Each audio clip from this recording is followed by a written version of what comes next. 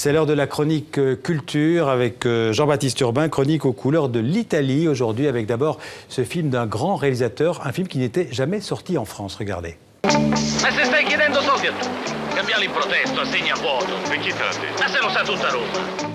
Ma lo sa che se io do 10 lire a ognuno che mi domanda un aiuto, dico 10 lire, finisco con andarci io all'elemosina.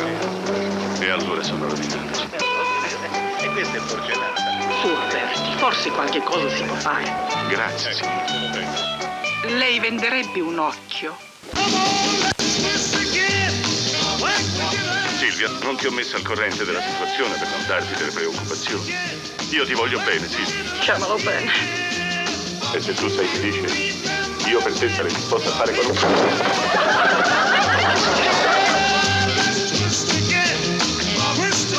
Lo dica, questa cifra. 1 miliardo,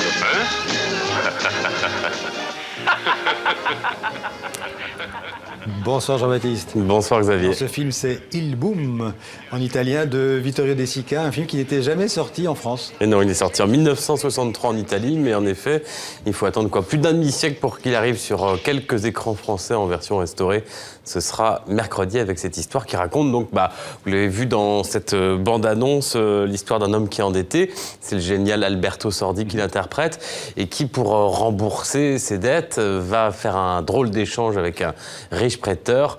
Son œil valide, si on peut dire, contre l'œil de verre du prêteur. Alors, on est évidemment dans le registre de la comédie. De Sica, c'est réalisateur du voleur de bicyclette. Là, on est dans une comédie à l'italienne avec en même temps un côté, un regard plein de dérision sur l'Italie qui était à l'époque en plein boom économique et des gens qui sont prêts à tout pour gagner de l'argent et de l'autre côté des gens qui s'enfoncent dans la dette. Voilà, ça s'appelle Il Boom, le boom économique et ça sort mercredi sur quelques écrans français donc. Et puis on va te parler encore d'un autre artiste italien contemporain, une figure de l'art contemporain. Il s'appelle Maurizio Cattelan. Il est à l'honneur en ce moment à Paris. Oui, il a 76 ans. C'est l'une des stars en effet de l'art contemporain. Il a des œuvres qui s'échangent à 15, 16, 17 millions d'euros. Et lors d'une précédente expo à New York au Guggenheim, il avait dit qu'il prenait sa retraite. Seuls les imbéciles ne changent pas d'avis, à moins que ce soit l'inverse.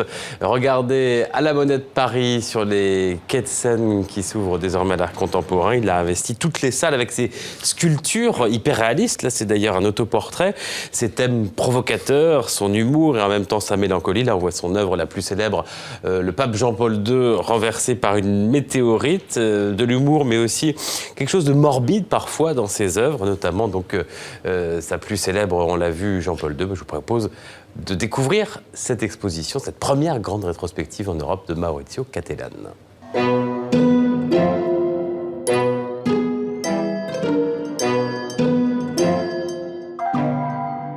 Il aime les chocs directs, il aime les images fortes qui sont en direct rapport avec les visiteurs.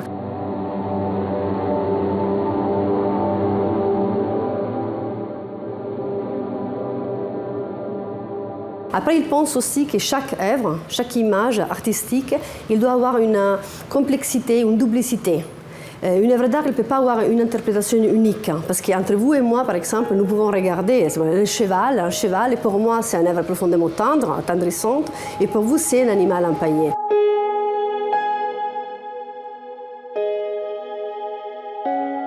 C'est très fort le rapport à toute la portrait, la peinture ancienne de Velázquez, Bacon, David sur la figure du pape. Mais on a aussi d'autres références à l'exposition, qui c'est surtout à Caravaggio, que cette femme qui est dans l'escalier d'honneur, où les pieds, c'est une citation directe de la mort de la Vierge de Caravaggio.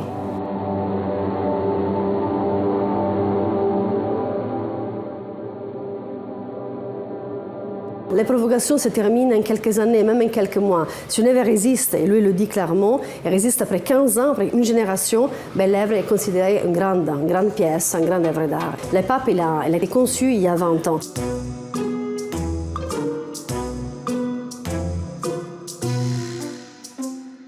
Il a conçu sa rétrospective, donc il a choisi lui-même les 20 pièces, les 20 œuvres qui pour lui sont importantes et qui pour lui peut-être résisteront au temps. Donc il demande aussi aux visiteurs de les regarder sous un autre angle et de les regarder bien, ces œuvres qui sont anciennes, et aujourd'hui donc on peut avoir aussi une interprétation, une connotation différente.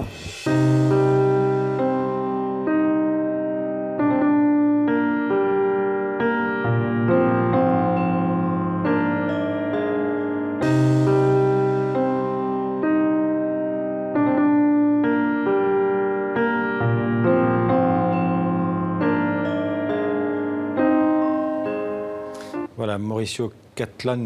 Catalan, en italien. En italien. Alors on va continuer dans l'actualité culturelle avec une surprise, mauvaise surprise à l'Opéra de New York, le Metropolitan Opera, où la salle a dû être évacuée pendant une représentation. Oui, étonnante histoire. C'était pendant l'entracte de Guillaume Tell hier de Rossini.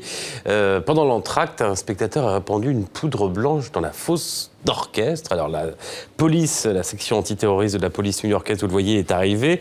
Le Metropolitan Opera a été évacué. Des analyses de la substance sont d'ailleurs en cours. Le spectateur en question n'a pas été retrouvé, mais selon des témoins auxquels il s'est confié, il leur a dit qu'il était venu pour disperser les cendres d'un ami qu'il avait initié à l'opéra. Voilà, la substance, ce serait donc des cendres de corps humain. Alors, on va parler d'un ténor allemand qui a dû sûrement chanter régulièrement au Metropolitan. Oui. C'est Jonas Kaufmann, qui sort un disque de chansons italiennes. Oui, c'est le plus coté des chanteurs lyriques ténors en ce moment. Il est au repos en ce moment à cause d'un hématome aux cordes vocales. Mais comme Luciano Pavarotti, comme Alagna, il chante l'Italie dans ce nouveau disque intitulé Dolce Vita. Alors, c'est très large, ça va de Volare à Conte Partiro. Voici quelques mesures de Parlami d'amore, parlez-moi d'amour.